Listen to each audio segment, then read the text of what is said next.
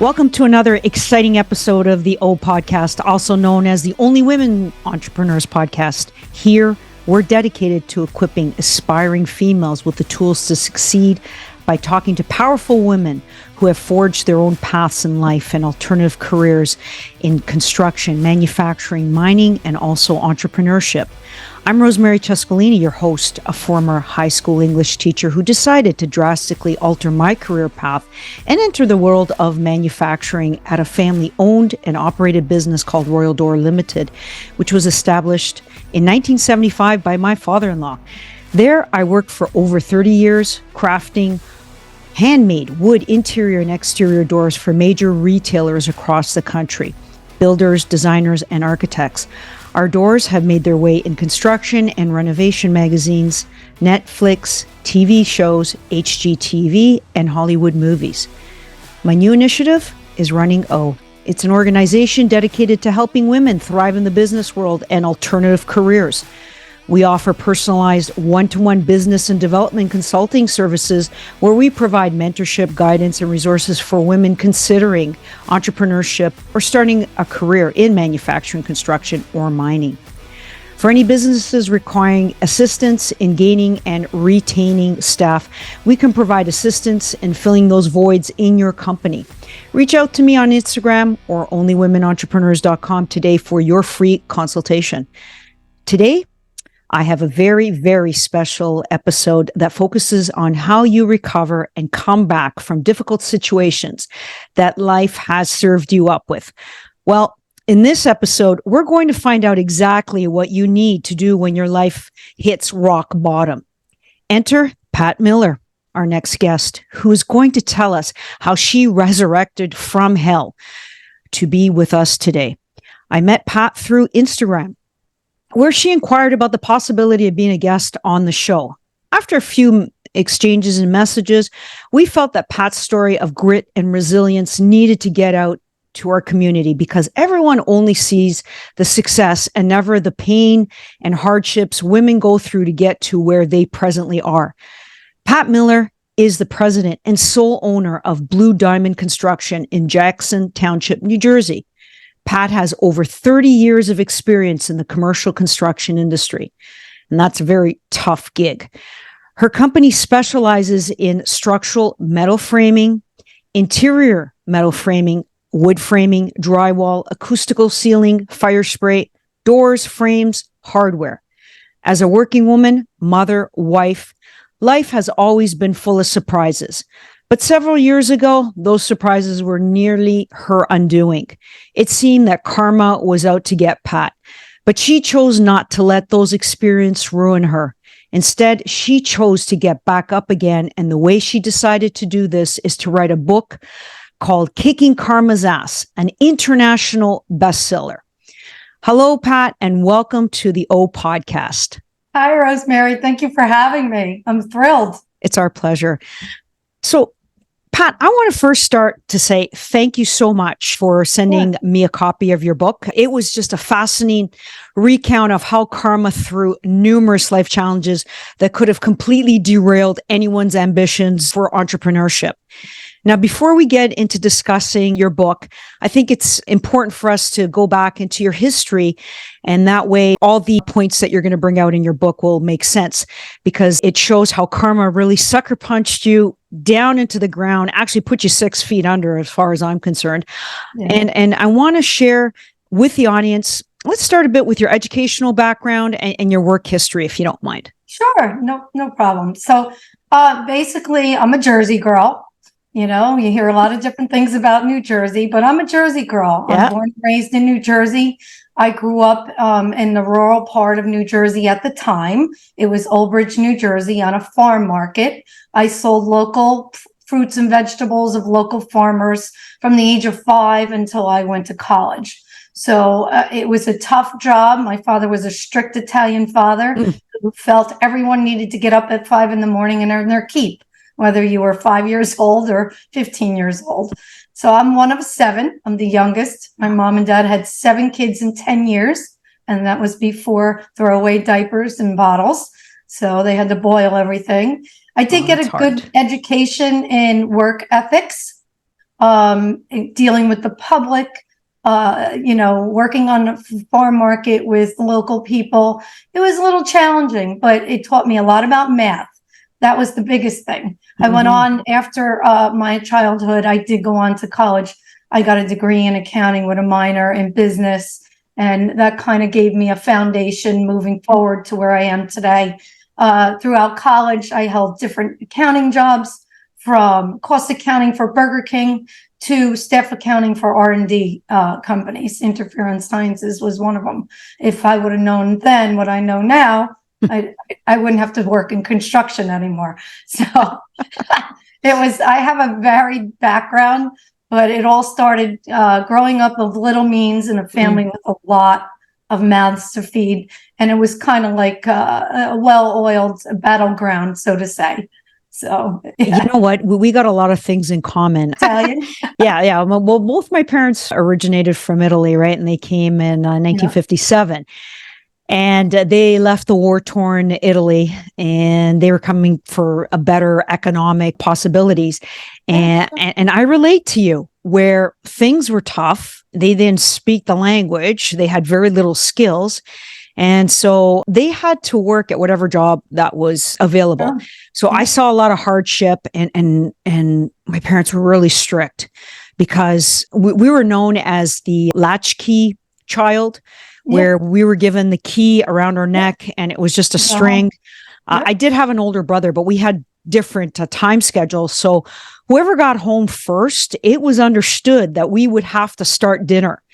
And I was just a little kid like you were 5 years old working on the farm. There was no such thing as sleeping in. Like if on weekends, we would get up early and we had to clean the house. We had to clean the toilets. We had to do laundry, and we didn't have a washing machine and dryer. Everything was washing by hand on a washboard, right?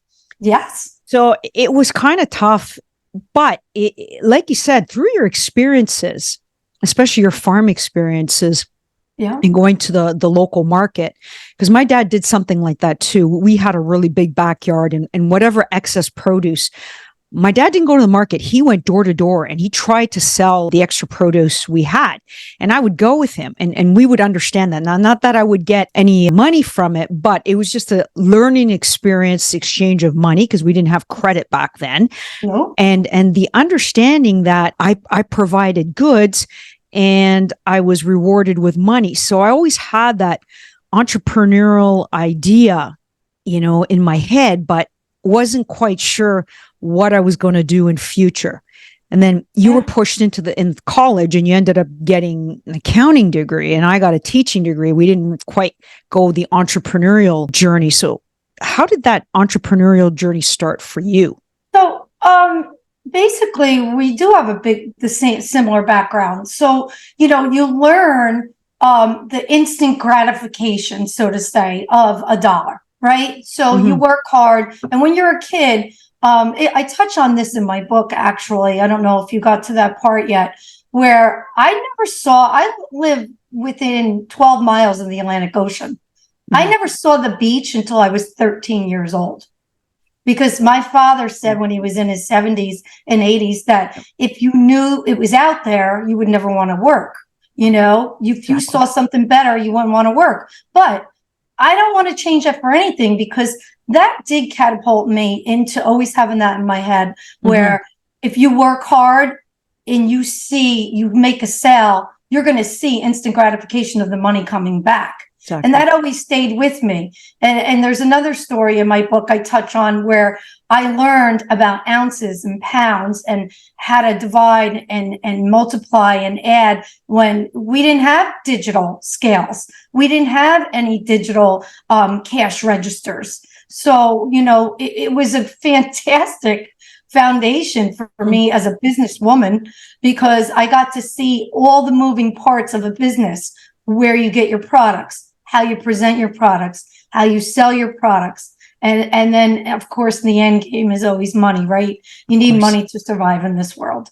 So that kind of helped me out. Of course, when you get older, I'm sure you agree with me, Rosemary, that you can't wait to run away from it fast enough, right? You want your own life. You want freedom, so to say. And then you kind of circle back to it when you're older saying, oh, well, that wasn't really that bad. I was able to make my own schedule, work outside, fresh air. So, it kind of was a culmination of a lot of things, but I still always go back to my childhood as laying the foundation for my entrepreneurial spirit, because I watched it in real time. I watched it all happen. And I did, as you did, I did kind of, meander through the path. I always liked numbers. I did get that degree. And then, of course, I married my high school sweetheart. Things come along. It was more important to me to raise my kids. So sometimes I always go back to this. Life makes choices for you. You're exactly where you're supposed to be in life. And it worked out okay. But I always go back to my farm market roots. That's what got me involved with business. And I liked it. I like people. I like to talk. I'm Italian, right? We like to talk. Absolutely. So I just want to circle back on one really important point that needs to be said over and over again. It's life experience. Like, you had a family, I had a family, mom and dad. In today's society, that traditional family, the nuclear family, is smaller than it once was. So you have a younger generation where you might have only a dad, you only have a mom, and you don't have that consistency that we grew up with. So one important thing is, if they can't get experiences from their role models in the home setting, I think it would be really important for them to get experiences outside of the home. What's your take on that? Yeah, I totally agree with you. It's kind of like a double-edged sword. We're going back to our similar childhood. Yes, we had both parents in the home, but we were on our own. We survived on our own. My brothers and sisters, we all cooked, Yes. We had the comfort and we had the guidance, and that's valuable in itself. But, we had to figure it out. We had to keep ourselves busy. And I truly believe in what you just said. They need to go out. If they don't have it at home and they don't have guidance, they need to go outside of the home and find a program of some sort, vocational school, a mentorship program. I believe in those. I truly believe. I am really self-taught in the construction industry. So you have to figure it out. If it interests you, you have to figure out where to get your information. There's so much information available nowadays.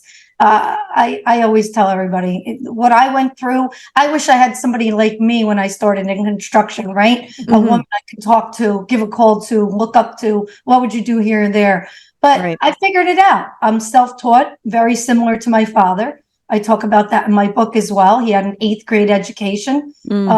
It was the time of the war. My father was self-taught. He bought a set of encyclopedias and he taught himself. Yeah. So you have to have the spirit to want to do it.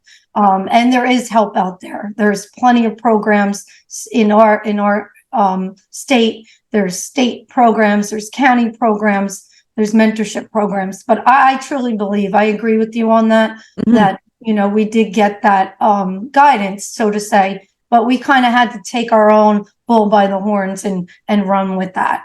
Exactly. I call it survivors. You surviving. We had to survive. I had another podcast I was a guest on, and I used to laugh with him. I said it was like I was a competition for food. My brothers wanted to eat, and there was 9 mouths to feed. Well, I read in your book that, okay, and this goes where I could totally relate, where there was inequality between sons and daughters. Yes. So in your family, you said in your book that your brothers and your dad got to eat first. Yes. And you were lucky if you had table scraps. So true. And I look back at it, I feel like I was born 100 years ago. We've come so far in equality in a short period of time, if you look at history. So, and yes, it's true. There was 9 of us. 9 of us. We didn't have a table big enough, right? So there was 7 kids and 2 adults. So my mom would serve the dinner, put the roast on the table, and I have 4 brothers and a father. So they got to eat first. And then, you know how guys eat. And then we would come through. My mom would put the dishes away, and then we would eat second. And my dad was a very old-fashioned Italian father. And he said they have to have the strength to do physical labor. That was his mindset. That's how he grew that's up. how he grew up, right? Just like my dad as well. Yep. And I completely understand that. And I'm glad you brought that up in your book as well, because you know, people, like I said earlier, is they think, you know, oh, look at Pat, look how lucky she is, or look how lucky Rosemary is. No, we did have hardships. It's just like you said, we had to think out of the box, because we didn't have the internet. Nope. We can search it out. So this generation, in one aspect, they do have it a lot easier than we do. Okay. So if you're an older person, like, you might be a parent with younger children, or even a teenager in your senior year of school, you can find that information on the internet. No problem. And there's associations, as you mentioned.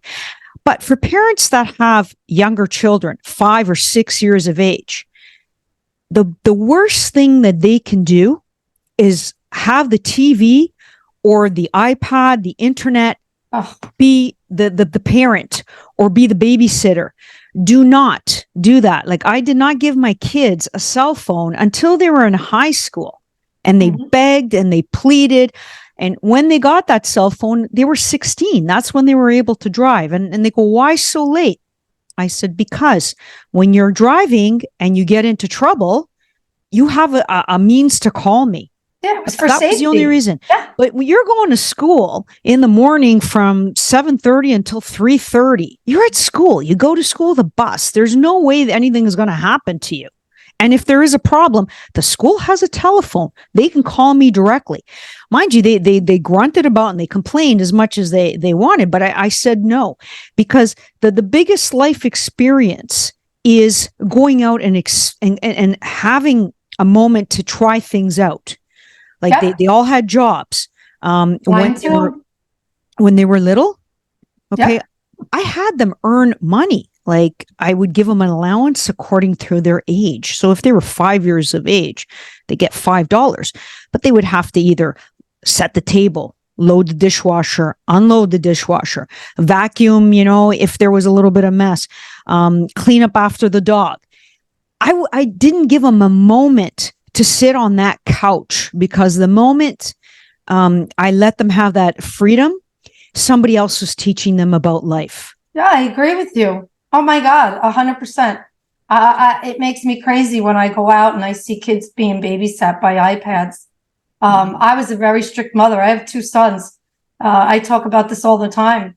I said, I don't care. I would hear, Mom, Mitch's got a BMW and this one's got I don't care. You're going to get a job. You're going to save your money. Whatever I had a strict policy with both my kids. Whatever you save, I match. The difference you need to finance.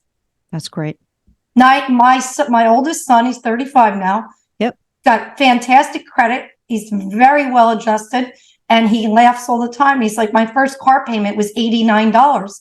I made him get a car payment because he needed, and just like we were taught entrepreneurship, we taught our kids that, because you're showing them, if you sweep the floor and you're doing this, you get money, right? It's on a minuscule scale, but I did not give my kids anything. I was adamant that I'm raising men. They used to fight with me a lot, Rosemary, but I told them over and over. I have 3 sons. I am not your friend. You're going to be a father and a husband someday. I'm not your friend. Okay. Yeah. And my husband was a worker. He worked double shifts. He worked constantly. He's a provider. I say it all the time. It's in my book. I raised my sons. And I think I did a pretty good job. It's probably my best accomplishment in my life. That's the best reward a mom can have. It is. They're both well-adjusted. They're very successful in their own careers. And I always go back to it. They even have good credit, right? It's funny. Congratulations. That is a phenomenal feat in these trying days, honestly speaking, financial restraint. I taught them, I don't believe, I don't want to say who's right and who's wrong. I'm not a parent in current times. I'm not. I am, but I'm not raising a child, I should say. It's not easy, but I'm not a big fan of computers. Exactly. It's detrimental. There's so much on there. It is as positive as it could be. It could be no, there's too much negativity. But the thing I see is if my parents raised me on a blueprint that led me to a successful road, why would I want to change that? Yeah. Why? And the other thing is, you only have a finite amount of time with your kids, because in a blink of the eye, they are young adults. They don't need you anymore. I know. And that's why I stayed home. I was making very good money as an accountant. Yeah. I tell my kids, I gave up my career for them because I was making very good money before the construction, right? Yep. I was a staff accountant for a big, R&D. I was making like $35 an hour, $50 an hour when I In what year though? What year was that? In the 80s.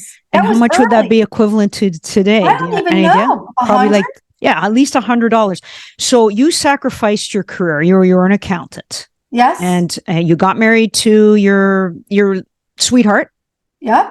And because you had a traditional background like upbringing, you found that the family was a focus, and you needed to be a mom, you needed to be a wife.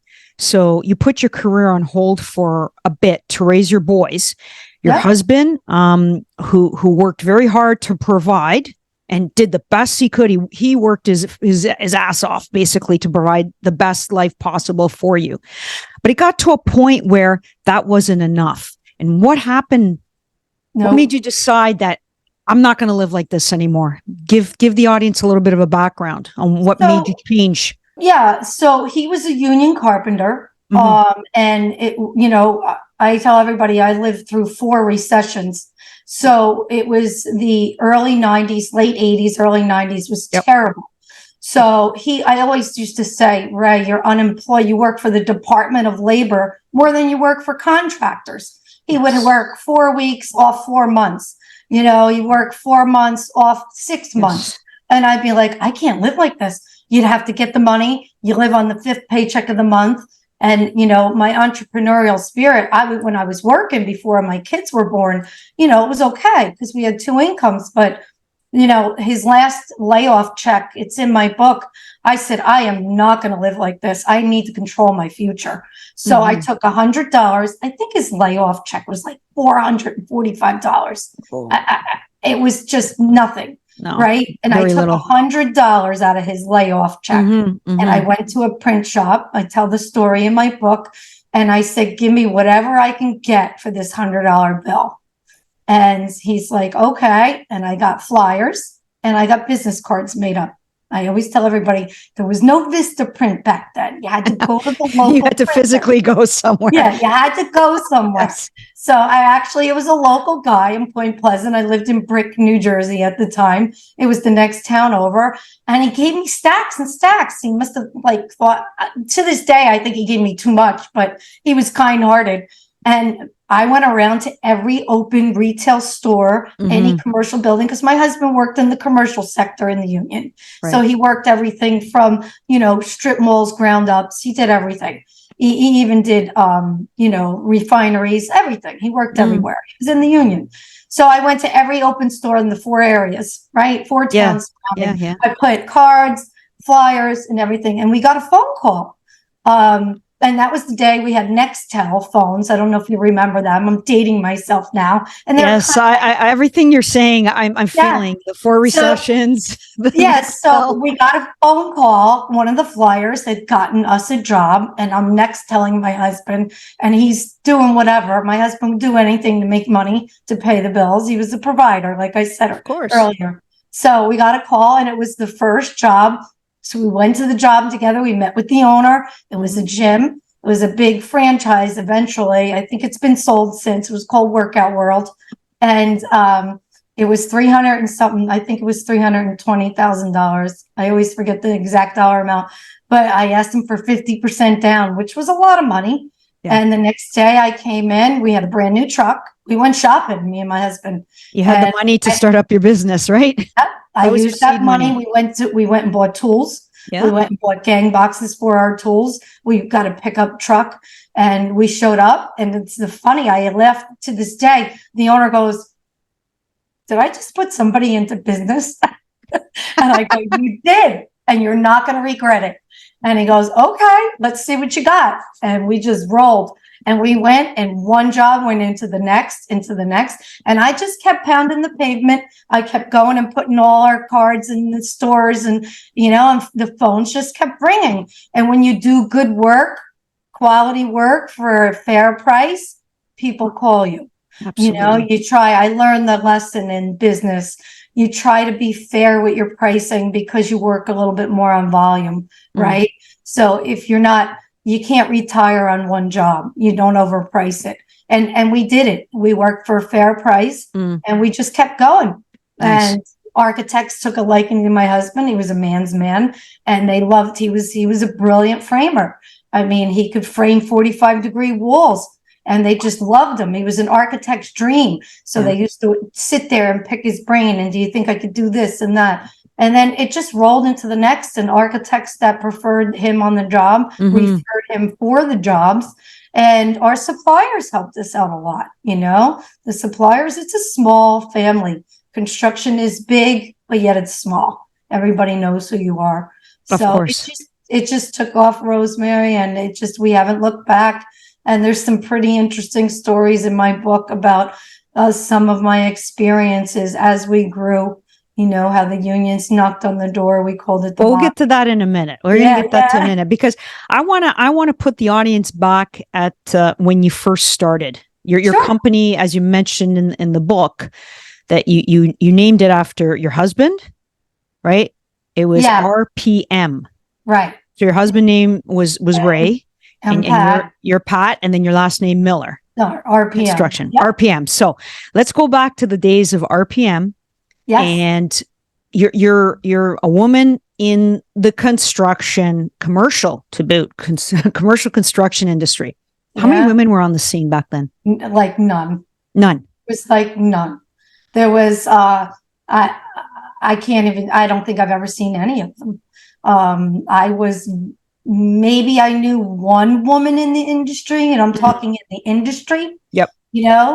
A lot of the women work in the office. Yes. So I actually, I played that part for a little while. You'll read that in the book as well. I wasn't well received in the early 90s. So it was the early 90s. So that's about the same time that I went into the family business, and I was the only woman there, and my clients were mostly men as well. So one thing that really helped me out is I started at the bottom, because when you got a degree and you're planning to do your whole life at a white collar job, in my case, as a high school teacher, and I would have been happy doing that, hands down. I love working with the youth and molding them and shaping them so they can be prepared for the challenges that you faced and I faced, and then, they get knocked down, they can get back up. But the thing that I said to myself is, I'm going into an industry where I don't know anything. Because you were saying that when your dad started up the little farm, supplying some farm goods, you learned a little bit about math and measurements. So the same thing happened to me. I had to learn how to use a tape measure. I had to order wood and what kind of wood, and so many elements that you had to learn. And then once you master all the aspects of the business, that's when you start getting respect from your male peers. Now, was that the same situation for you? And can you give me an example? Oh, absolutely. I say it all the time. I tell women your biggest asset is your knowledge and the confidence in your knowledge. Because when you're a woman in a man's world and you start talking, what do? Oh, yeah, they roll the eyes. They roll the eyes. Is she done yet? Yeah. If you start talking and you don't know, they walk away. They really do. So I say all the time, if you don't know something, you need to get informed. If you're going to be, you need to master what you're doing. If you don't know it, find it. And I was very lucky to have a fantastic older man in my supply house. John Vetter was his name. Mm-hmm. John taught me so much about metal. So every time, like I said, I kind of played the back end of it. I was the quiet. My husband's like, you're good at business. I'll go out on the field and I'll do the construction. Mm-hmm. Fair enough. I didn't care at this point, as long as we were making money. You know, I was able to get my kids off the bus. I was doing two jobs. I was a mom. I was still answering phones. Yes. So I played the back end, the necessary evil, doing the bids and all that stuff, which a business, you know, kind of helped me. But John, every time I would call and I'd see something on an architect spec, I would ask him, what does this mean? What does that mean? What do you mean SW? What is 158? What is S? And he taught me. He's like, listen to me. This is how you read, because it's different nomenclature. In my case, you know wood, I know metal. Yes. So it's different nomenclature, the way they spec it on the drawing, depending on the manufacturer. Some use SJ, some use SW. It means a joist, okay? And then the last three numbers are the flange return size. He taught me everything. He says, Patricia, whatever you need to know, ask me. You know, because he was been doing it. And who better to ask questions from the guy that sells everything? Yeah. Right? That's a great. They sell everything. So it's so important. I'm going to get back to your point. It's so important to become knowledgeable in what you're doing. And nowadays, like you said, if you don't know it, ask or find out online. But once you master that, you know, there's a great story in my book about that, where they think I'm just some dumb blonde delivering payroll. And well, I was going to get to that actually. I had it highlighted in your book. And as soon as you tell them you know what you're doing. Yeah, it was pretty funny. Well, there was a couple of things that I wanted to bring out. You mentioned in one, it was actually page 17, early childhood training prepared me for real life, where I would have to fight to keep what was mine. In business, the men I work with try to steal my money. And this isn't chump change. We're talking millions of dollars. So just on that note there, being a female owner and not understanding the mechanics of your business, you're going to go out of business really fast. Yeah. Because everyone is going to test you and try to, you know, maybe pull a fast one, right? Yeah. They try to trip you up. Absolutely. And they weren't able to do that. So lesson learned here, make sure you know your stuff. If you don't know, always ask questions. There's always somebody willing to teach you. Absolutely. Right. And sometimes it doesn't cost you anything. People are willing to share.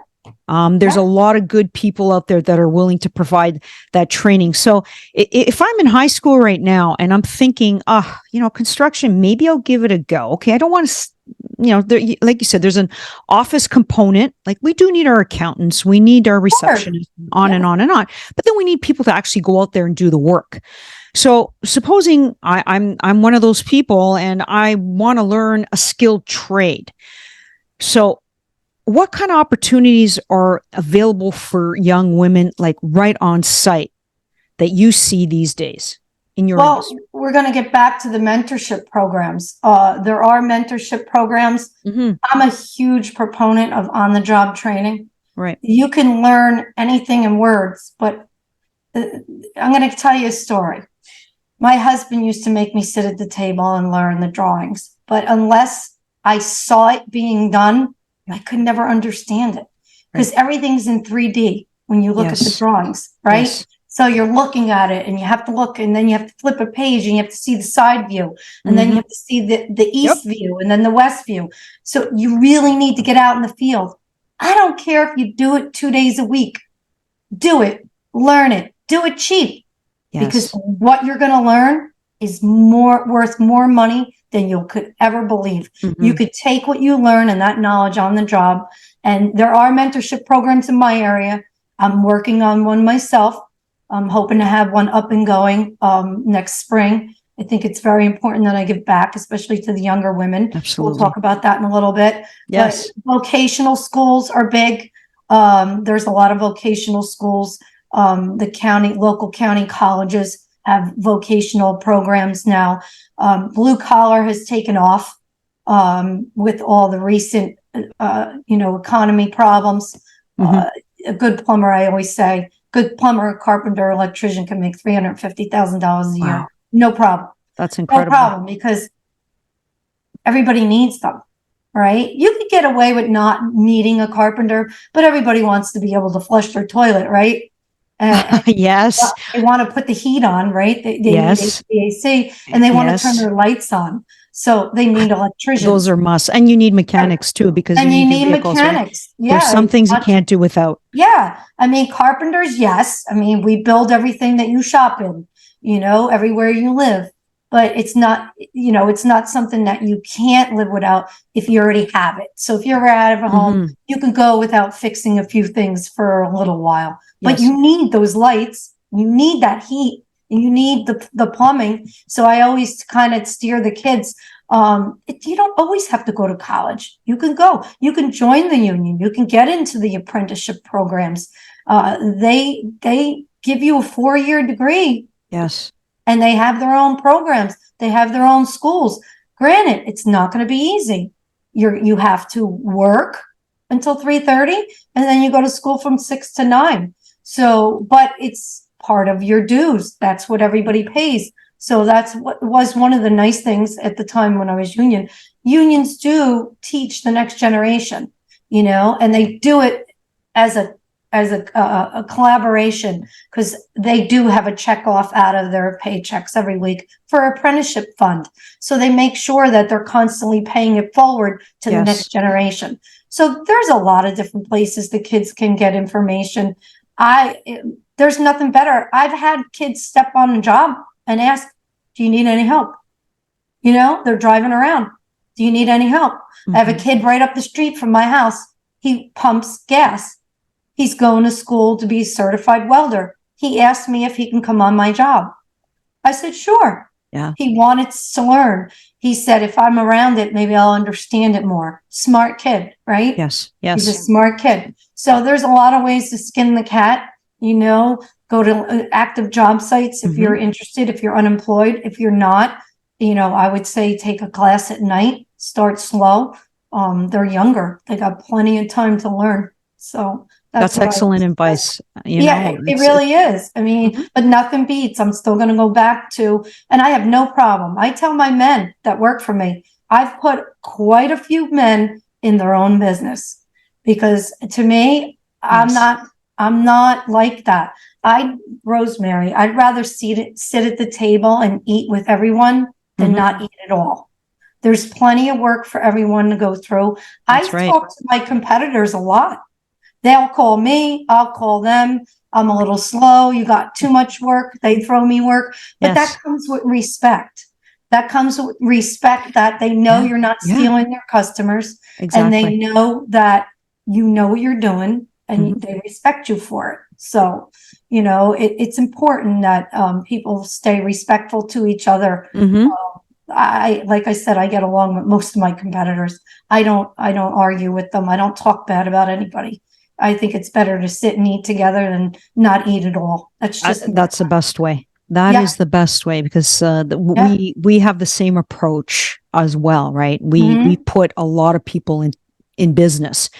They came, they learned, they opened up their own business. They asked for advice. Well, how do you think I should do this, and they're thriving.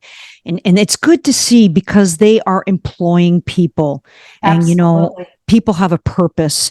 They produce a product, just like you make a structural building, which is incredible to see from start to finish, right? Or you're going from the paper drawings to something that's actually physical. It's an incredible accomplishment. And I totally agree with what you're saying. Even with our competitors, when they are, like you said, they might be exceptionally busy, and they'll say, you know what, these guys need certain products by the end of the week.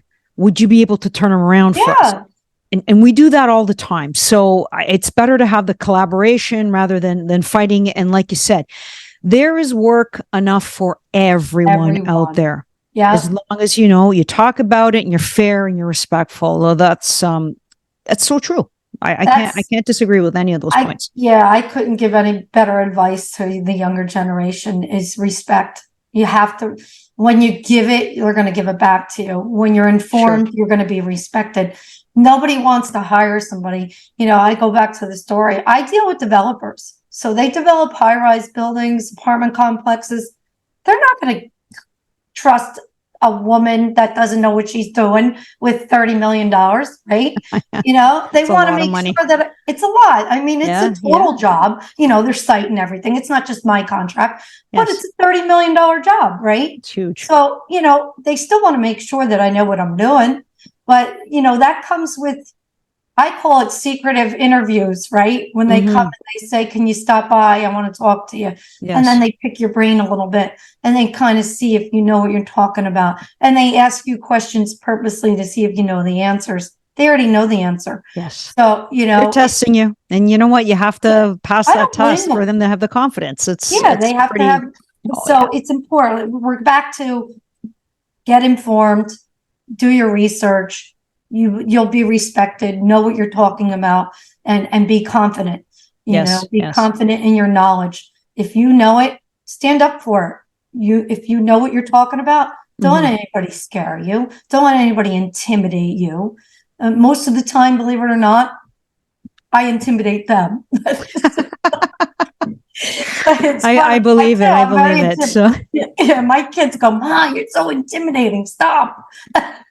I know it's true. You know what? It shows that you have leadership, right? And leadership, you have to be the person at the front, and then everybody else follows, right? So of course you have to take charge. Of course you have to exude confidence, and you have to also have that knowledge. So up until now, we've talked about a bit of entrepreneurship and overcoming challenges. You mentioned some of the core missions of O, which is, equipping women with the tools to overcome any obstacles and tap into their potential. But I'd like to dive in more about your direct experience in entrepreneurship, and in particular, the obstacles you had to overcome as a woman in a male-dominated industry. And you touched upon some of them. One particular one that I'm trying to focus is right out of your book. You had this site super by the name of Carl. And I just want you to go into the story about the relationship he had with you and the way, it turned into sort of like a trying situation, which I think you handled so professionally, so profoundly professionally, despite when you were at the lowest part in your life. It's just that story. When I tell people that story, they're like, you got to be kidding me. And I'm like, no. So Carl was a super on one of my jobs. He was caught doing some inappropriate things in his car. I talked to the GC about it because I was the only woman on site. And I said, this guy is doing sexual acts before work. This is out of control. If you were dealing with any other woman, there'd be lawsuits. It's not my job to ruin people's lives. No. Okay. I don't believe in that. I don't believe in suing or anything like that. That's just not me over women's stuff. They call it women's stuff, but I do believe in right and wrong. So Carl, it gets into a little bit more graphic detail of what he was doing. The super, we did some things on site to let him know that we all knew. Okay. And then he got talked to by his supervisor about what happened. And he knew that it was me that, turned him in for what he was doing, because the guys all knew, but they didn't want to say anything. They're guys, right? Well, see, this is what I'm saying. Like if you were a guy and you saw that something inappropriate was happening, like even if I was a man and I saw something, this is not right. Yeah, I would have reported him too, because it put everybody in an awkward situation, whether you're a male or a female. Those are things that you keep in the privacy of your own home. Yeah, That's I your agree with business, you. not at a job site, not in public view. So yes, I think you did the right thing. And whether you're male or female, those actions should be absolutely reported and stopped immediately. Yeah, I told the general contractor, he's like, no. I'm like, yeah. I'm like, look, that's an aggressive thing right there. I said, this was actually stumbled upon by a plumber on the site, and everybody was talking about it. And this plumber was male too, right? They're all male. I was the only You're the only female. So, I'm the only the plumber female. saw that something wasn't right. Right. He stumbled upon him in his car doing inappropriate sexual act. I think we can all paint the picture there. Yes, right? I think so. And he Yes. was like, oh, and then it was like, oh, and then hide it. And then, break time, everybody's talking. Plumbers are talking to electricians and this and that. So I called the GC up. I said, look, nobody's going to tell you this because it's a good old boys club. I said, but it is absolutely unacceptable that this is going on. I said, it would be a different story if I was the one that found out what was going on. I said, because I probably would have called the police. Not that I want to get him in trouble, but you're right. Everything has a place. Getting back to the whole story, he was talked to, there was jokes, it's all in the book about how we handled it. I won't go into it too much. I'll give the story away. But it does come full circle with how he handled me when my husband was on hospice. So he was actually the one that called me when my husband was on hospice dying, telling me that I needed to be on site by the following Friday because, I found out, hindsight, I found out it was a lie, but he was telling me that my contract was going to be pulled. Now, keep in mind in the story that you'll get my story. I was my husband's nurse for 2 years. I wasn't working. I was, living off of my my savings and. Yeah, let's go back a bit because we'll go back a bit. Your husband Ray was diagnosed with cancer in November 11, 2016. No, he was 2014. He was diagnosed 11/11 of 14. 14, and then he passed 2 years after. And he passed 2 years to the day, 11/11 of 16. Very spiritual date. If you follow anything spiritual, 11 is very spiritual. But, I was taking care of him. He had a very aggressive form of bladder cancer, which is usually very curable if it stays in the bladder. But his had broke through the wall of his bladder and it metastasized in the worst place in the world on his psoas muscle. Sad to hear this. Yeah, piriformis in the psoas muscle and his sciatic nerve. So you can only imagine if anybody's ever had sciatic pain, imagine having a cancerous tumor eating your nerve.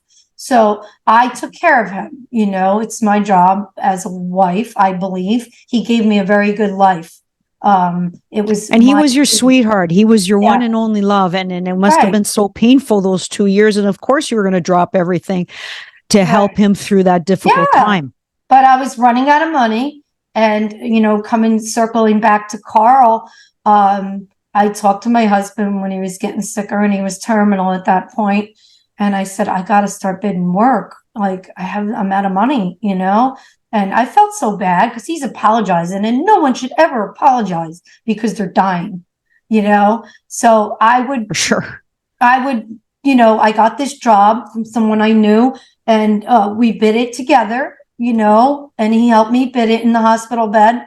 That's something I didn't divulge in my book. I would bring the drawings in and it brought him back to life. Construction was his passion. Well, he got his mind off of his illness, right? And sometimes it's good. Yes, he was passionate about. He was very passionate, and it gave him, something to concentrate on and help me. And he taught me how to bid. Yeah. And we got the job, and he's like, "Take it for this, and you'll still make money. You need the job." So I did it.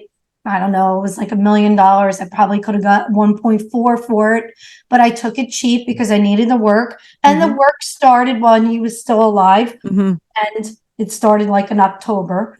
And he subsequently passed. And in that October was when all that story of the inappropriate behavior had happened. And he got talked to, and then he kind of decided to do his own little get me back.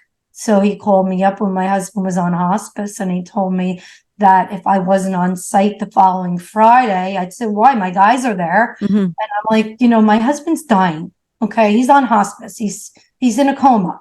Why do I need to be there?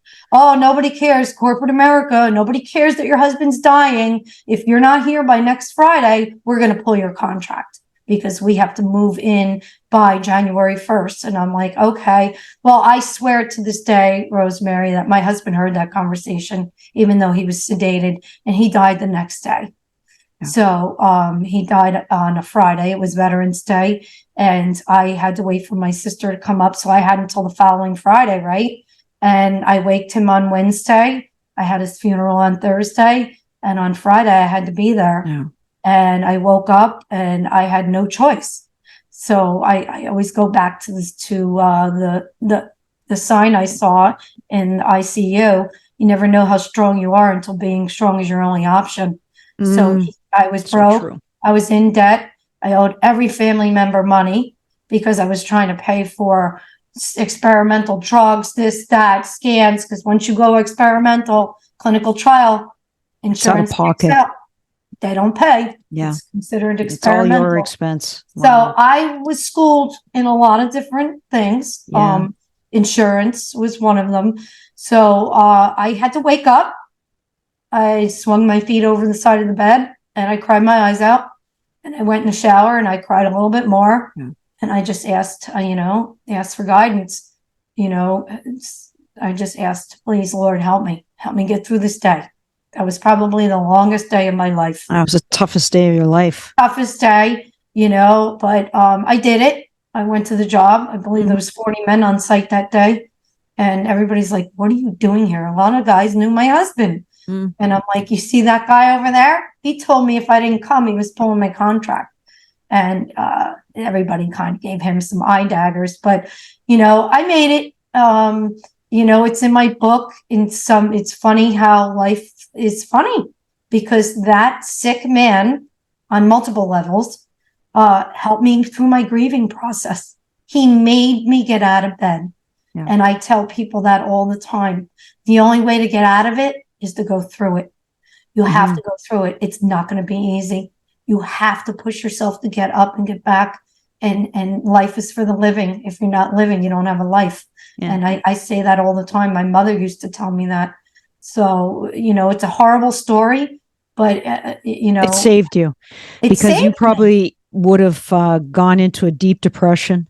Yeah. And you just would have said the hell with everything. Yeah, rightfully so. I kind of explained some of the horror that I went through in the book. It wasn't a normal bladder cancer. It was crazy. It was like Vietnam. Some of the stuff that I saw, and the nurses would say to me, "You're so calm," and I'm like, "I have to be. This man depends on me. He's looking at me for strength. You want me to start screaming and run around the hospital like a nut job?" I said, I don't have an option. That was my only option. So in hindsight, I wouldn't have changed anything. I would have went through the same thing. I was there for my husband. Like I said, he was a good man. He gave me a good life. And I had to dig deep. I say it all the time. When you're with somebody for 36 years and you wake up and he's not in bed anymore, you have no other option.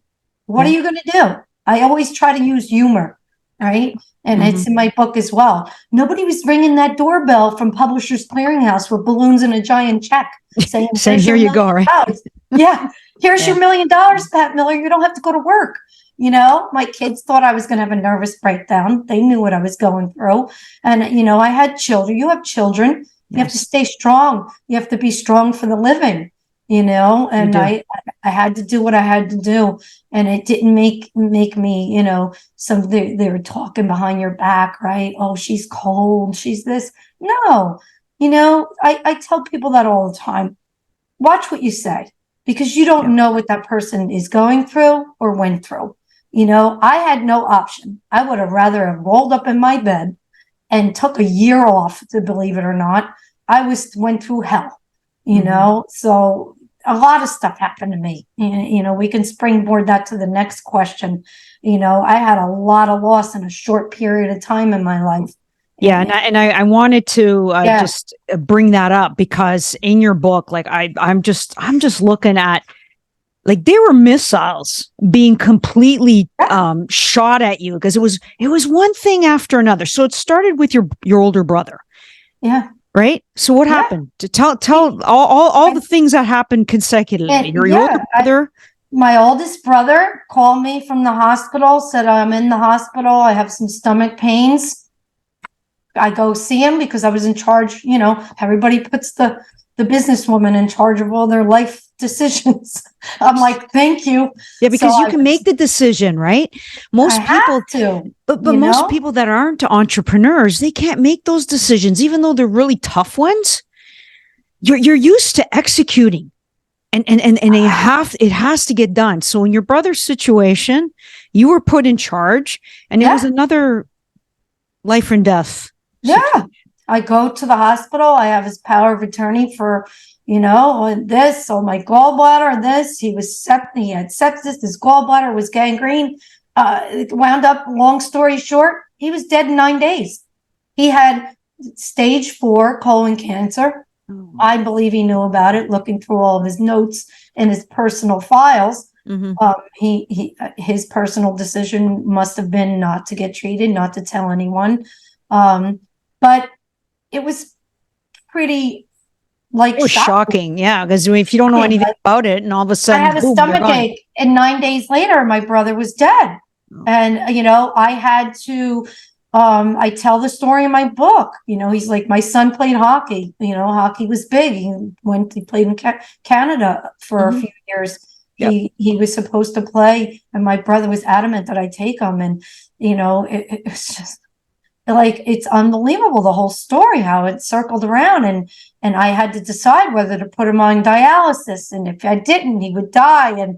And again, I believe that he heard that conversation because he died that night. So I didn't want to make that decision to put him on dialysis or else. So he made his own decision, and he died, and I was away at the time. So, but I spent plenty of quality time with him in the hospital before he passed. And I tell the story about when he was going into surgery, how I was pre-op with him, holding his hand and putting water on his lips. But, I don't know. Maybe I'm chosen to do stuff like this. I don't know. I don't ask for it, but I have this calm that goes over me. Mm-hmm. There's something about when there's traumatic, stress-filled events, I am able to become calm and deal with it and be brave. And I don't know if I asked for this. They say you write your life right before. I don't know if I wrote that part, but that was pretty traumatic for me. And that's basically the first. That was the first one in 2013. And then the next incident was also it's just so horrible. Yeah, and then the following year, my mom had a heart attack. Not actually, she had the heart attack soon after we buried my brother, and then she wound up being bedridden because she broke her hip, and that was heartbreaking. Yeah. So I was my mom's caretaker with my sister and my one brother, and then she wound up dying in 14. So I lost my brother in 13. I lost my mother in 14, and then my dad. They were married 65 years. He died of a broken heart, so he passed away in 2015.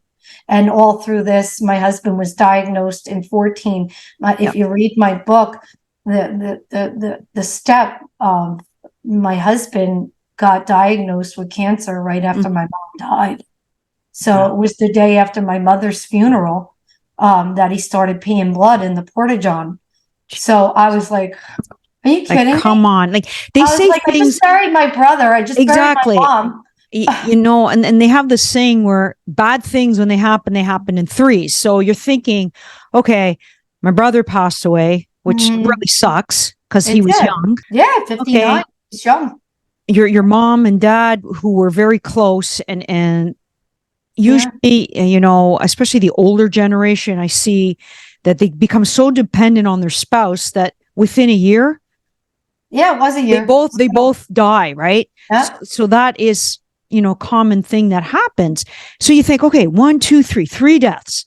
And then you find out about your husband and you're like, Yeah, sprinkle in a my little cancer. God. Yeah. Like, really? Sprinkle, yeah, sprinkle in a little cancer there. So, it sucked. I'm not gonna lie. So I was, both my parents were, before my mom passed, they were both in and out of rehab facilities and, this and that. And we had caretakers and they wouldn't show up. My sister would go, I would go, my brother would go, my sister would go, I would. It was just like constant. And meanwhile, my husband's home on the couch in pain. So I'm coming home and I'm in his nurse. So it was a lot.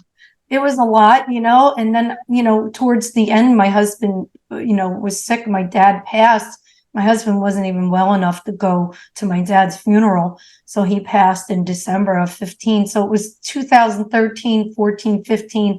I was taking my husband to UPenn, New York, Langone, everywhere. Everywhere, in the hopes of helping I them, was right? actually talking to somebody the other day. I'm like, look at this. I put in doctor in my cell phone and I literally have 4 pages of doctors. Wow. So, you kind of get a little good at it, and people are, once again, we're going to springboard back to becoming knowledgeable. I was teaching doctors and surgeons about the current cutting edge treatments and what about this? Do you have this yet? How do you know about that? That's just came out in the American Medical Journal. I became informed. It's life or death now, right? Yeah. It's not just a survival, job. right? It's survival. That's what you were taught when you were a kid. Yeah, survival. Under your family's very, very hardships that you suffered when you were very young. Yeah. So and growing up, not to cut you off, excuse me, I lost, it was like on repeat. When I was a kid, my grandmother, my aunt, my father's mother, my mother's mother, my mother, they all died in 3 years too. There was like 6 funerals we were at. You're Italian, right? Oh my gosh, you have a big family. So I grew up with death, I grew up with it. It was like, and my mom, she was a devout Catholic, Irish Catholic. And she said that's part of having a large family. We're all going to be together. She had a great attitude and she believed in, enjoy your life. She was the one who taught me life is for the living. If you're not living, you don't have a life. So that's right. Don't worry about what's past. Live for today. Tomorrow might never come. Boy, is that true. My life changed in one day. My husband had 0 symptoms, Rosemary, 0. He had a little bit of a backache, but he fell off a roof.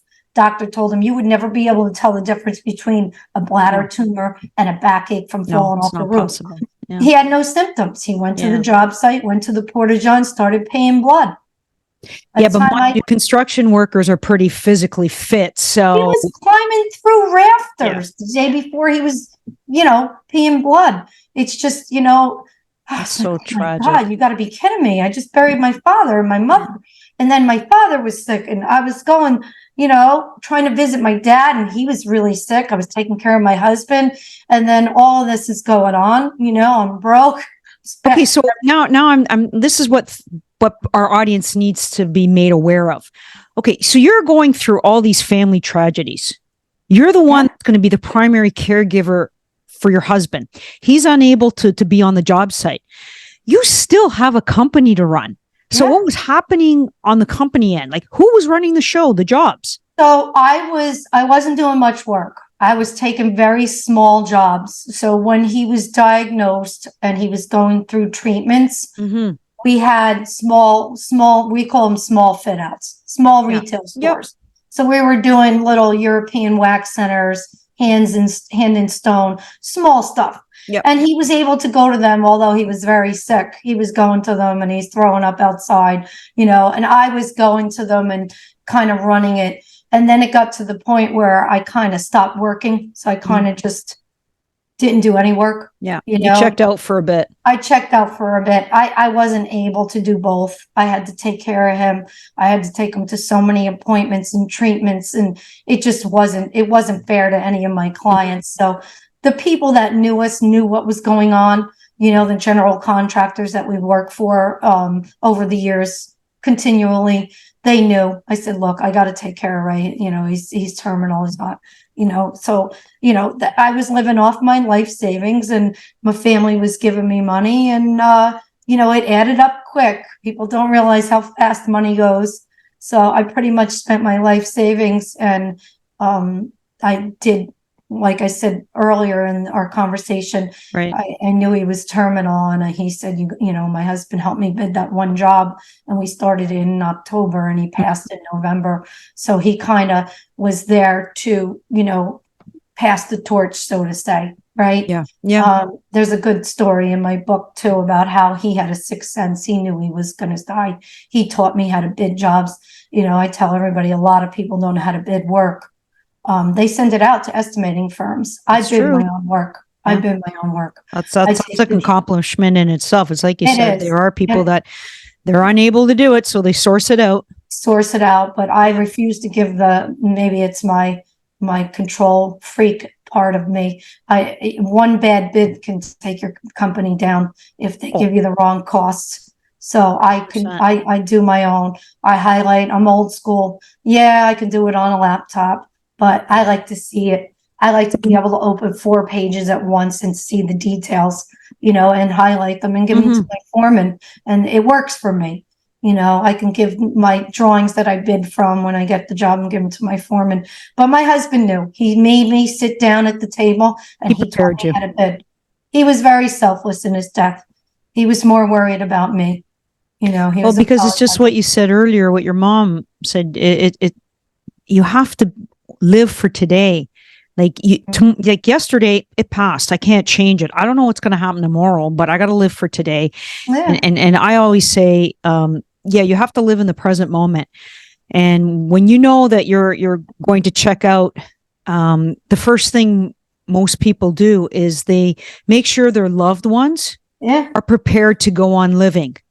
Because imagine if he didn't do that, you would have been paralyzed. You wouldn't be able to mentally or physically go on with your life. So he provided that foundation for you to carry on.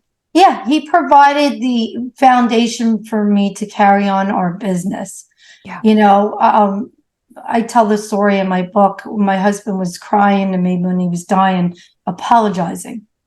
I said, he's like, I ruined our life. I said, don't you ever apologize. You didn't. Such a good man. Cancer. Yeah, I said, you didn't ask to get cancer. And I told him, I said, let me calm your nerves. Don't worry about me. I'm a very smart woman. I'll always be able to make money. And he knew that.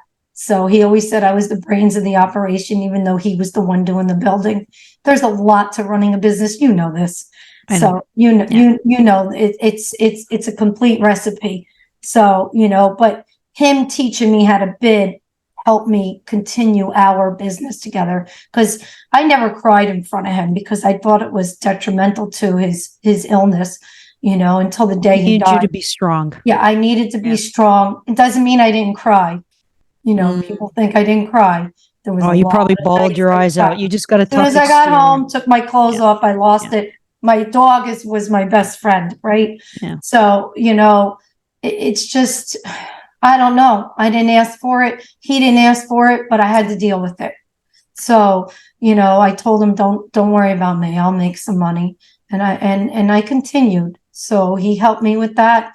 And it's okay, you know, and then everything happens for a reason. I really believe that. Yes. You know, he had something better to do on another dimension. He left me here. He taught me what I needed to know. Everybody comes in our life for a reason. And I really believe that. And so true. He was supposed to teach me how to run the business. And I'm still running it today. 7 years it was last Saturday. He passed away. And I'm running it, and I'm still going, and I'm grateful for everything he taught me. But you know, I have a business mind. It's just, you know. But you know what? You had courage, and you got to remember the the trials and tribulations that you're given. Okay. They're given to you in particular because, whether you believe in God, the universe, whatever you want to call it, knows that you can handle it. And then you're going to, even though you feel defeated and you feel burnt or crisp down to the ground, you're going to rise up like the phoenix and come back from it. And you're going to become a better version of yourself, a stronger version, because you going out and writing this book and encouraging, and this book is so important. I'm going to tell you why it's important, because the world has drastically changed after the pandemic.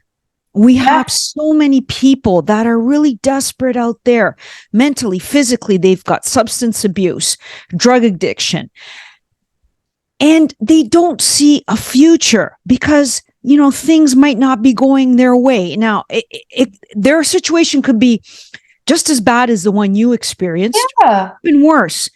But by writing a book and articulating all the experiences you went through, it actually gives them a little bit of hope. Well, Pat went through freaking hell. There's no denying that fact. And it's an incredible story that you share, many stories that I'm hoping that people that are listening to this episode, they say, you know what? Maybe my life isn't as bad as I'm thinking about it. Hell, she buried her brother, her mom, her dad, her husband. Yeah. Like, come on. Like that's like getting your cut off right at the knees and you're just left with stumps. How am I going to walk? Yeah. I managed to do that. Yeah. I mean, that's why I wrote this book. When everything happens and then you come home and you sit down and you're like, oh, what the hell just happened? And I'm like, I got to make sense of all of this. Yeah. And I go back to, I was raised Catholic, but I'm very spiritual. And I truly believe, like you just said, everything happens for a reason. Absolutely. And I sat and I contemplated, I go, why the hell did all of this happen to me? Did I do something wrong? And we're going to circle back to the story of the name of my book, because my publisher said, what do you want to call the book? And I said, well, we talked about karma. And I said, did I do something wrong for all this to happen to me? And you read the book. Yes. It's wrongful death and lawsuits and just crazy stuff. It just keeps going. It just kept going. And I just kept getting punched. But I said, you know what? If this is karma from a past life, I'm going to kick karma's ass, right? So that's why I said, I got to name it this. But I started talking and I had notes written, because I always say, writing a book was always a conversation at our dinner table. My husband always told me to write the book. Yes. We got to write a book. This industry is insane. And I said, nobody would believe it unless we write the book. So that's true. It's in the book how he came to me in a dream and he said, write the book. Yeah. Whether you believe that or not, he did, clear as day. And then my sister came to my house. I tell this story often. She's very, very connected, She says, oh, your husband was in my dream last night. And I'm like, oh, God. Because she's like that sister, right? I'm like, oh, God, what did he say? Because she's very clairvoyant. She goes, oh, he told me to tell you to write the damn book. And you would know what he meant. And I was like, what? I go, I just had a dream too. I go, I guess I'm writing the book. So I wrote the book to make sense of all the horror and grief, that everything that just happened to me, and put it in chronological order. And then as I'm writing it, I'm like, you have your meetings with your publishers and stuff. And I'm like, oh my God, when you start reading it as a third person, I'm like, this girl had a terrible life. That's me. Yeah. I'm like, oh my God, this is horrible. But I want people to know that they can get through anything. If I can do it, you can do it.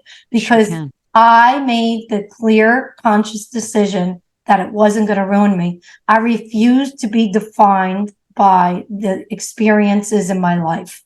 That's not who I am. I'm not a big fan of sorrow and pity, because sorrow is very closely related to pity. And I don't want people to feel sorry for me. Oh, poor Pat. Oh, poor. I don't want that. I want to stand on my own and be known for somebody that gives something back. And I said, I want to write this book to help somebody who feels alone, for anybody going through a major transformation in their life. And it doesn't have to be death or grief. It could be divorce. It could be loss of a job. It could be their own personal health, right? Yeah. You can get through it. And I wanted people to pull from my experiences and help them rise out of the ashes. And I rebuilt my life, and I take you on that journey. And I think it wound up being a good book. I hope you enjoyed it. I sure did. Yeah, I think it's very helpful. A lot of people have contacted me, so I know I did a good thing. Yeah, you did, and I'm glad you wrote it, because when I was reading it, it brought me through a few personal traumas that I experienced, and I've been a very private person all my life. Yeah, I didn't need to be on social media. I had a very good life. I was on the verge of retirement. And I decided to do this podcast because it's my way of giving back as well. Yeah. Right? I want to see people successful. I want to see people happy, and I want them to live the best possible lives that they can to reach their full potential.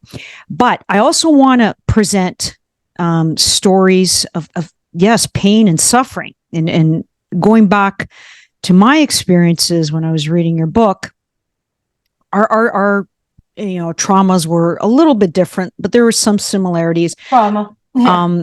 Our youngest son, Brandon, he was a week old when he was born back in 2000, and he got a really, really high fever, and he was crying a lot, and so he just couldn't settle.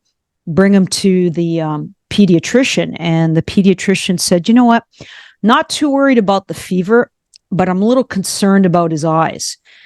And I go, "How so?" "Well, if you look at his pupils, they're completely white."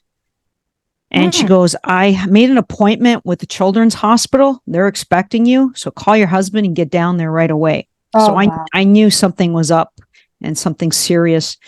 So I called my husband. I said, "I'm coming by the office. I'm going to pick you up. We got to go to the hospital, and I'll explain when I get there."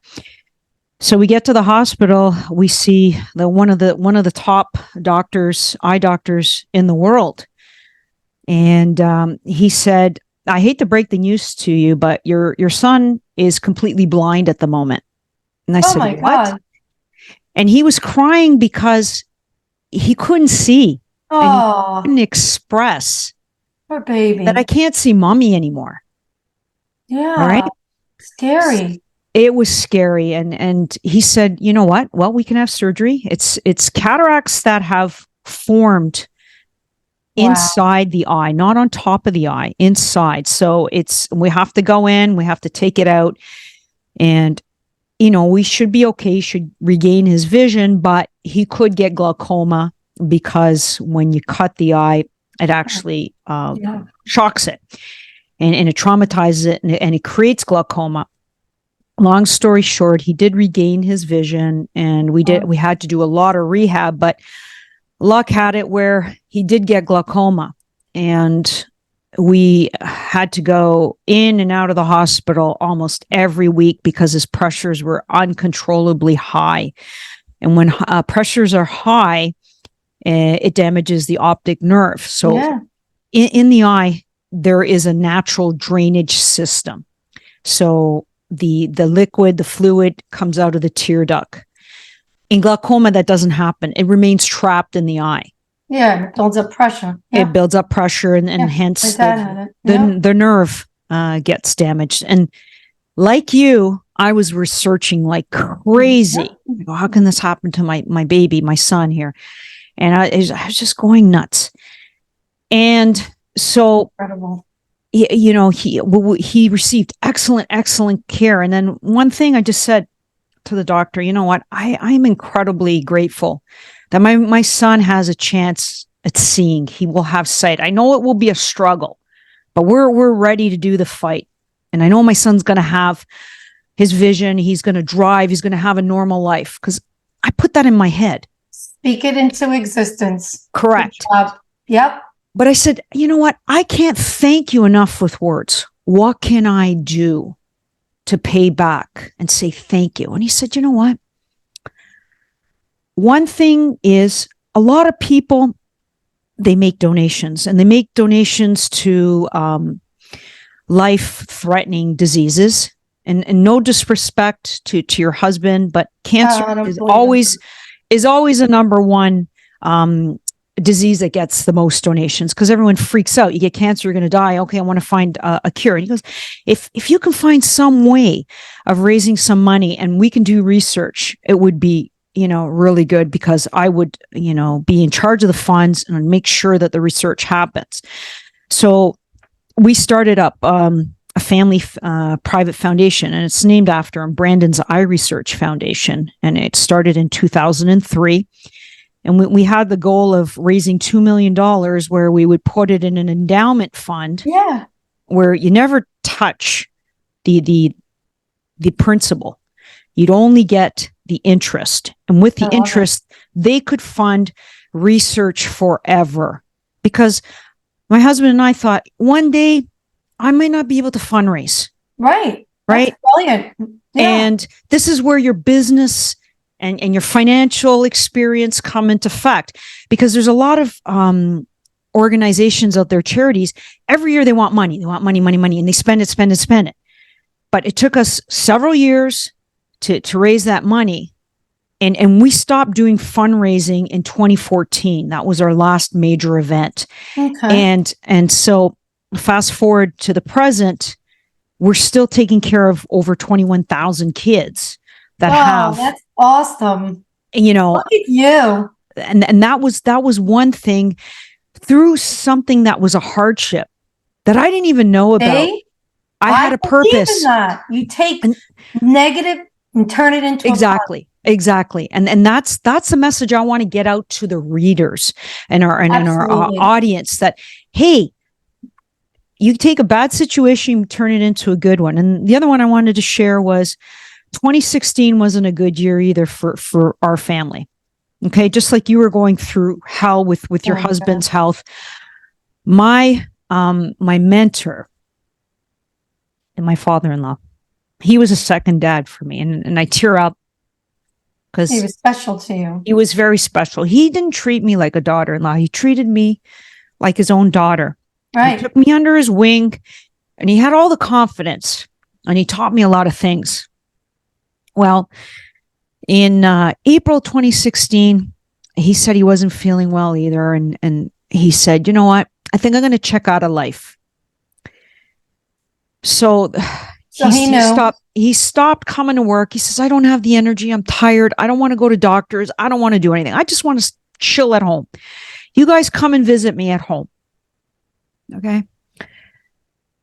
A few weeks later, I go for my checkup, and the doctor says, you know what? I feel something on your right breast. Let's go get it checked out. You're like me. Oh. Yeah. So I get diagnosed with cancer. What happens is my poor husband is caught in between the two people he really loves. Right. Like me. Oh my God. Like you, right? So I said to him, I want you to go and stay with your father and let me be by myself. Right. I will deal with my illness by myself. Right. And so my husband did split the time between the two of us, but I really wanted him to spend the time with his father, because he is an only child. And my father-in-law only had him. Okay, he had his wife. That's great too, right? Right. I said, no, you need that time with your dad. And so he spent time with his dad. Yes.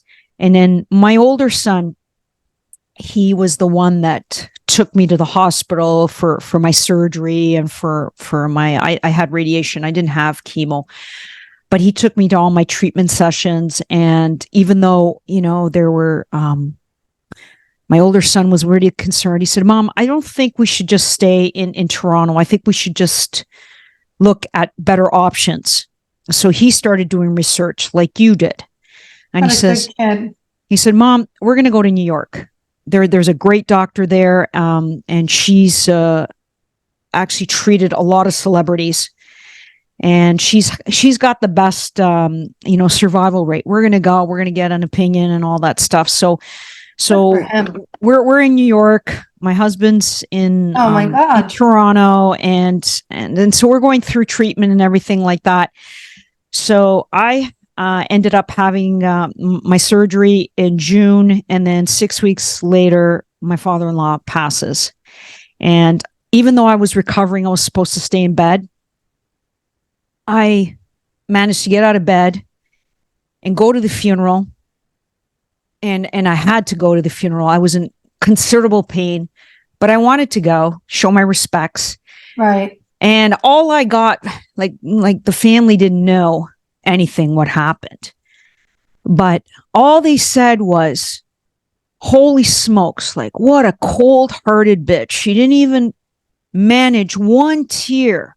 Oh, they all said that about me. The thing is, They only knew. I couldn't shed a tear at the funeral because the moment I shed a You tear, won't stop. the whole family will collapse. Yep. So I had to be that That's pillar of normal. strength for my family. Oh my God, you're just like me. So I really, really resonate with what you said, and I feel your pain. Yeah. And I know you're sensing my pain, but yeah, I could feel it. It's the sad. thing is, I know what you're talking about. it's You're horrible. the pillar of strength for the family. I call myself the family fireman. It's like, oh, call Patty. She knows everything. Call her. She'll fix it. So you understand that, and Yeah. and this is the so important message that I want to get out to everybody. That's from both of our hearts. That I don't care what stage you are at in your life. Like you could be at the lowest of the low. Like, pick yourself up. Yep. Dig deep. Dig deep, find action. Because if we did it, we're here today. We're talking about her story. And you know what? Yes, it was a horrible time, but that was 2016. I'm over that. Good for you. And you know what? I refuse to say I'm not dying right now. And then Right. the one last thing my father-in-law said, he said, God, take me, because I'm 85. She's young. She has 4 small children. Aw. They need her. And he said, your mission in this life is not over. And that's why right. I'm here today. Yeah. I'm here to serve. I'm here to give back. That's I agree. whole initiative here, that I'm trying the message to get out there. Oh, I think you're doing a great job. Thank you. I think you're doing a great job. And I resonate with you unbelievably, because I feel the same way. I feel like I had to write this book. And I tell everybody, when you do something of the magnitude like yourself, Mm-hmm. fundraising, creating a foundation, starting a podcast, helping others, writing a book, running a company, showing women they can do, Yes. men's work. We have a purpose. Okay. We have sure a do. purpose. We do. We have a purpose, and that's, everybody laughs at me in my family. I'll give you a little side joke. I never went on social media. My family saw my social media after I wrote the book. I have a marketing firm. They're like, what is she doing on there? I don't do my socials. I do, when I talk to you, it was me, but I never wanted any kind of notoriety. I was never a big look at me person. I'm a private person. If I want to talk to somebody, I'll call them up, so we're very similar that way. But we were catapulted into this spotlight, so to say, because we have something to say and we have a lot of people to help. So it's important that we do get our message across. I'm not special. I tell everybody, I'm not special, but I'm average, right? I'm just a regular girl. person. Yeah, you are. Yeah, but I always tell I tell my cousin that she's in the marketing firm that represents me, and I say I'm nobody, but I'm somebody, because I have something to say, because I'm average. I'm just the girl in New Jersey, right? She goes, oh no, you're somebody. And what you have to say is very important for people to hear. So, but I'm nobody, right? We're just living our life with shit happening to us. And we're just saying, okay, we roll with it, right? And like you, People were looking at me. Is she going to cry? Oh my God, this, that, she's cold, this. And I, in my book, I don't know if you saw the chapter on my girlfriend who was murdered. Yeah, I read the whole thing. And I can relate to that story too. Yeah. She was dating a con, right? She was dating a con and he killed her.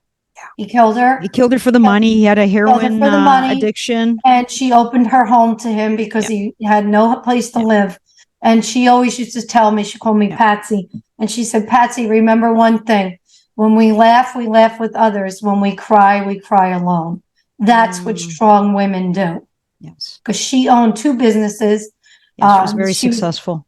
Very successful. That's and horrible. She always said, don't let them talk about you. You know who you are. Yeah. You know that you're sensitive. And when we laugh with others. When we cry alone in our own private places. And I always remember that because people were always whispering behind my back. Oh, she's cold. She buried her. Oh, I know. But you know what, though? I do want to leave on a positive note because, you know what, it's not all doom and gloom because you and I have another thing that's very similar. You have a lead foot, lady. Yeah. You like to speed. Yes. And I read in your book, and it just gave me a big smile that you drive a Lambo. Yes. Yes, I have a Lamborghini.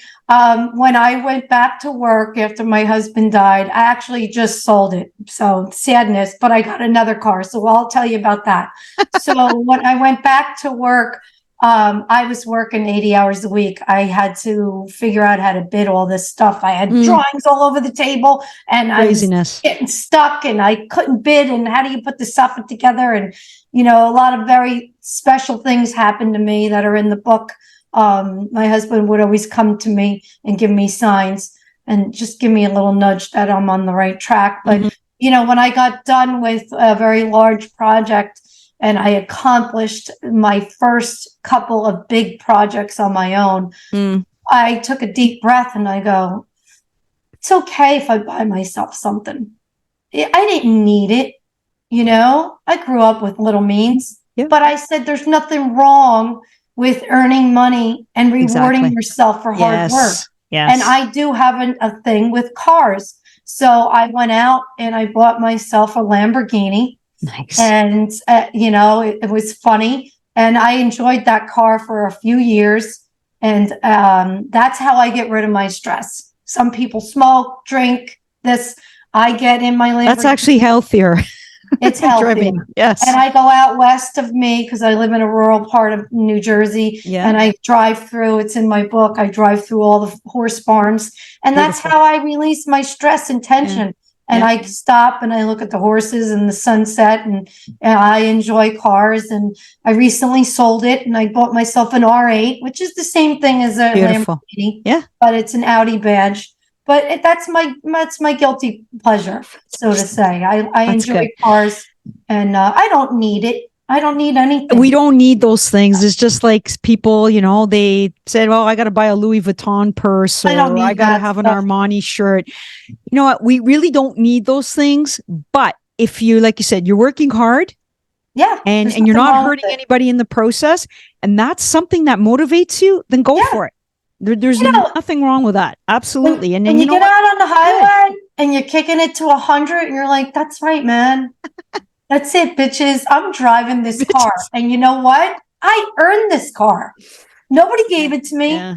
If you read my book, I didn't even get life insurance from my husband. Another thing I had to go through. So I earned everything that I have. You did. You know, and that's amazing. I'm dating a guy who has 2 young girls and they're, oh, you're rich and this, and they're learning. They're like, you're working again.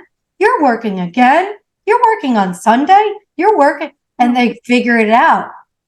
If you work, you get things back, right? Another entrepreneurial lesson for younger girls. Well, yeah, you can dial up or you can dial down. That's the beauty of entrepreneurship. If you want to make 7 figures, well, it's not going to be like a 9-to-1 job 3 days a week. No, you're going to probably be working weekends. You're going to work 60 to 80 hours all the time. And you know what? It depends what kind of life you want. You're going to have to choose what's important. And entrepreneurship, like you mentioned, it gave you that ability to be a mom, to be a wife, to help out with a business. So there's a lot of flexibility on that. Yeah. And it's that's one of the lessons. Things.